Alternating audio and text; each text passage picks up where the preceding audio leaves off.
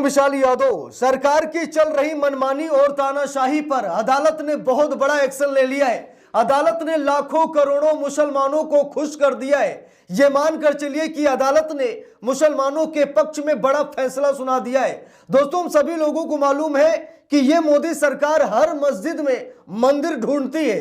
मस्जिद तोड़ दो, मदरसे तोड़ दो, मुसलमानों की इबादत गाहों को तोड़ दो। यानी कि यह मोदी सरकार हर संभव प्रयास करती है कि दरगाह तोड़ दो, मदरसे तोड़ दो, मस्जिद तोड़ दो, मंदिर ढूंढो। यह सरकार यही करती है।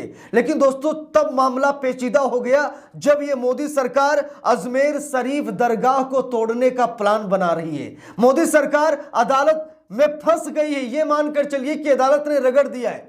जब मोदी सरकार अदालत में पहुंची और कहने लगी कि हम अजमेर शरीफ दरगाह को विध्वंस करना चाहते हैं, अजमेर शरीफ दरगाह के अवैध अतिक्रमण को हटाना चाहते हैं, इसी मामले को लेकर अदालत ने मोदी सरकार को रगड़ दिया और अदालत ने कहा कि आप बुलडोजर से सब कुछ खत्म नहीं कर सकते। अब जरा यहां पर देखिए अदालत ने क्या कहा।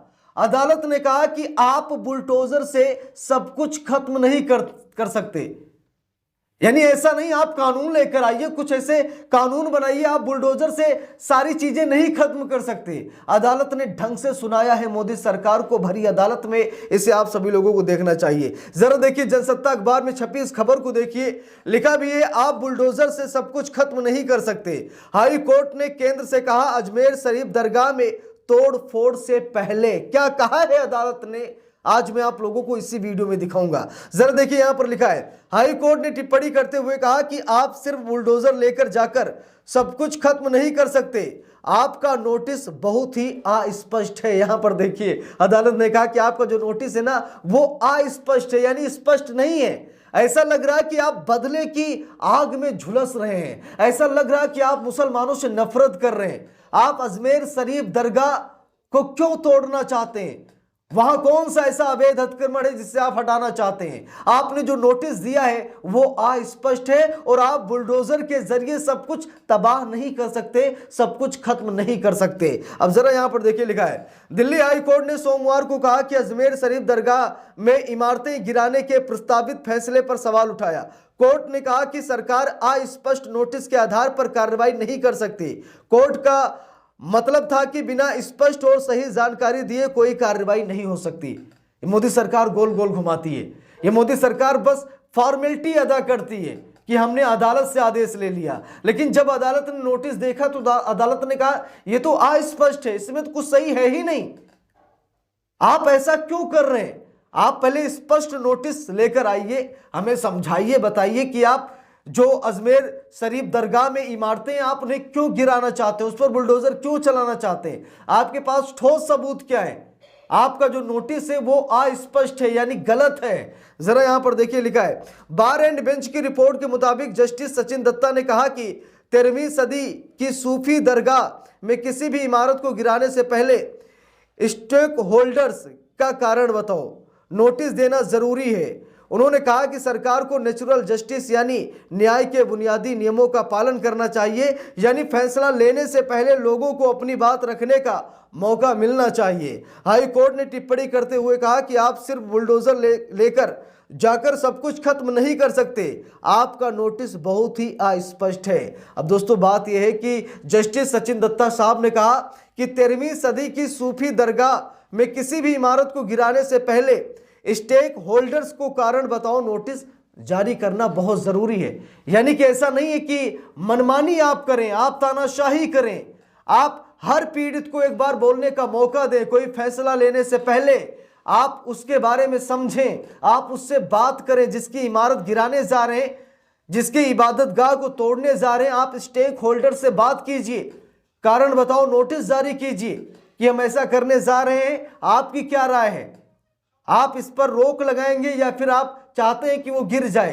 बिना बात किए आप किसी का इबादत गाह तोड़ देंगे, किसी का घर तोड़ देंगे। ये तो मनमानी हुई, तानाशाही हुई। देखिए, लिखा है, कोर्ट उस याचिका पर सुनवाई कर रहा था जिसे दरगाह के वंशानुगत खादिम सैयद महराज मियां ने दायर किया था। इस याचिका में उन्होंने कोर्ट से कहा कि केंद्रीय अल्पसंख्यक मंत्रालय और दरगाह कमेटी के नाजिम को निर्देश दिया जाए कि वो 22 नवंबर के आदेश को वापस लें। इसमें कहा गया था कि आदेश में दरगाह परिसर के अंदर और बाहर कई स्थायी और अस्थायी निर्माणों को गिराने का निर्देश दिया गया है, जिसमें खादिमों की सीटें भी शामिल हैं। उन्हें निष्पक्ष सुनवाई का मौका दिया जाए।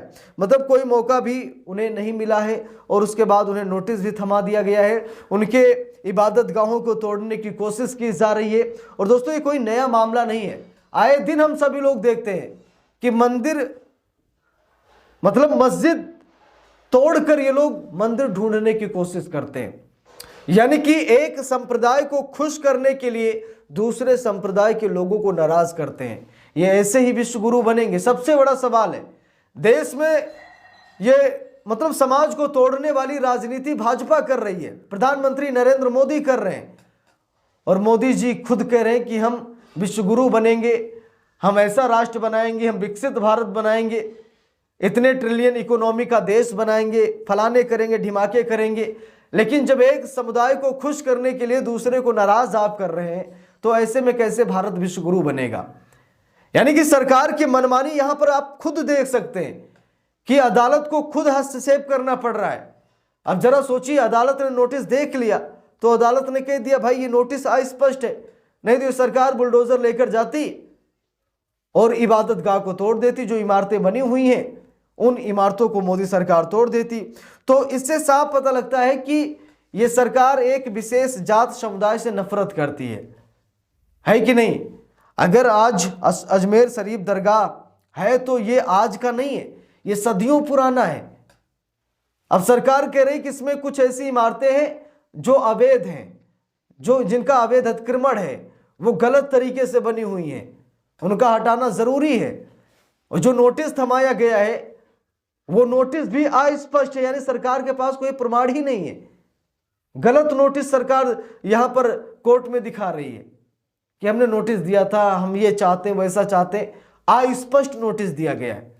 यानी कि कार्रवाई तो सरकार पर होनी चाहिए, कार्रवाई सीधे प्रधानमंत्री नरेंद्र मोदी पर होनी चाहिए कि देश का सामाजिक सौहार्द बिगाड़ने की कोशिश की जा रही है। हिंदू मुसलमान और वोट बैंक की राजनीति के चलते देश को अंधेरे में धकेला जा रहा है, देश को हिंसा की ओर उत्साहित किया जा रहा है। ये बिल्कुल सही नहीं है। और अगर सरकार ऐसा कर रही है तो ये लोकतंत्र के लिए ना तो अच्छा है, ना संविधान के लिए, ना देश के लिए, ना आम आवाम के लिए, ना हिंदू के लिए, ना मुसलमान के लिए, ना ही देश के विकास के लिए। ये सरकार सिर्फ और सिर्फ वोट बैंक की राजनीति कर रही है, हिंदू मुसलमान कर रही। सुप्रीम कोर्ट को सीधा इस मामले में एक्शन लेना जरूर चाहिए। आप लोगों की क्या राय है कमेंट करके जरूर बताइएगा। वीडियो को लाइक शेयर, अगर चैनल पर नए हैं सब्सक्राइब करके सपोर्ट कीजिएगा। मिलते हैं दूसरी वीडियो में, तब तक के लिए बहुत बहुत धन्यवाद।